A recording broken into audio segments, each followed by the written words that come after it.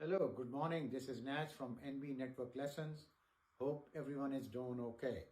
My today's topic is going to be practice of solving a problem, derivative problem using the chain rule. The request has come from one of the followers that they would like to see another problem to solidify the concept. So that's what I'm going to do. But before I start, I just want to revise. If you've got f of x is equal to g of x, all right, and what we can do is we can substitute g of x into x, and then we get this f of x is equal to f into g of x. Now if you take derivative of both sides, in here what you have to do is you have to first take derivative of the larger picture. And what is the larger picture? The larger picture is this whole thing which I'm circling in green, all right? So that is exactly what I'm going to do. So f prime of g's of x took the derivative of the big picture. Now, after I take the derivative of the big picture, I have to look inside the picture frame and see if I can find something smaller. So then this is the big picture frame, and then inside of this picture frame is this guy right here, g's of x, all right? So then I took the derivative of g prime of x, and that is, my friend, basically the chain rule. It's not hard at all, okay? You just have to remember, if you can remember, take derivative of big picture, then take derivative of smaller picture, and if there is another picture within the smaller picture, take derivative of that also. Anyways, having said that, let's go ahead and solve this problem, which is going to hopefully solidify your concept. Let's say we have f of x is equal to x minus 6 cube over x plus 7, okay? Take the derivative f prime of x, okay? I'm going to take a look at the bigger picture. I'm going to write the bigger picture in red so you can see what I'm talking about. So bring this 3 over here, okay? And then you have, I'm just taking like this, x minus 6 over x plus 7, all right? And this basically is going to be 2 raised to the power 2, okay? Would you agree with that? Now, since we've looked at the bigger picture, now let's look at the smaller picture. The smaller picture is x minus 6 over x plus 7, okay? So what we have to do is we have to take the derivative of that, and what we do is that we use the quotient rule for differentiation. And if you're a little vague on quotient rule, go back and check up one of my calculus lessons. It's in there. So the way we do it is that we take the bottom, x plus 7, okay, multiply that by derivative of x minus 7 on top.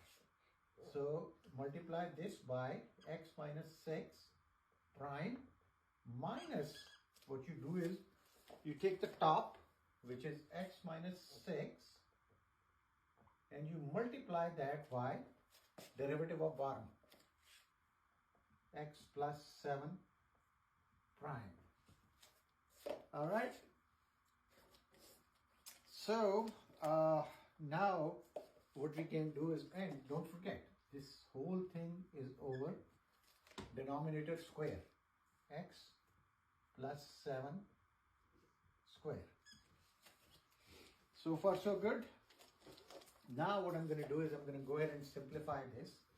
I'm going to write this just like it is, 3x minus 6 over x plus 7 squared. Open this up, x plus 7, okay? Derivative of x minus 6, 6 is 0, x is 1. So I'm just going to, pretend that there is a 1 multiplied by 1. And so it's the same thing. Minus x minus 6, I have a bracket, x minus 6 What's the derivative of x plus 7? Derivative of 7 is 0, x is 1. So I'm just going to leave it like this. Over x plus 7 whole square. Okay. Let's go ahead and do one more step. We get 3x minus 6. We have to carry this all along. Okay. Even though we're not really doing it, but we have to show the work to your professor. So x plus 7 square times, open this up, x plus 7 minus x plus 6, okay, over x plus 7 square. Now, if you look in here, this is minus x, this is plus x, they cancel, all right? So the answer, I'm going to go ahead and do the rest of the problem over here on the left-hand side because I ran out of space. So I'm just going to write 3x minus 6 over x plus 7 square, all right, times 13, 7 plus 6 is 13, over x plus 7 square, okay? So before I do that, I just want to correct something. This right here is the whole thing raised to the power 3, okay? So now, drop my pen, okay? So now what we have to do is we have to simplify this further. So 13 times 3 is 39, okay? And then we can write this as times x minus 6 square over x plus 7 square, right? Just basically distribute the square on both numerator and denominator, times 1 over x plus 7 square. So then the final answer would be 39 times x minus 6 square over x plus 7 raised to the power 4. As you can see, if you have x squared multiplied by x squared, what you do is that you add the powers. So x4. So that is exactly what I did. This is same, this is same. I multiplied them by adding their powers. So that is my answer. Hopefully, you'll get a hang of this. Hopefully this problem help to solidify your concept. If it doesn't, send me a message again and I'll be happy to do another problem, because my main goal over here is to see if you grasp the concept. Thank you so much for watching. Have a nice day.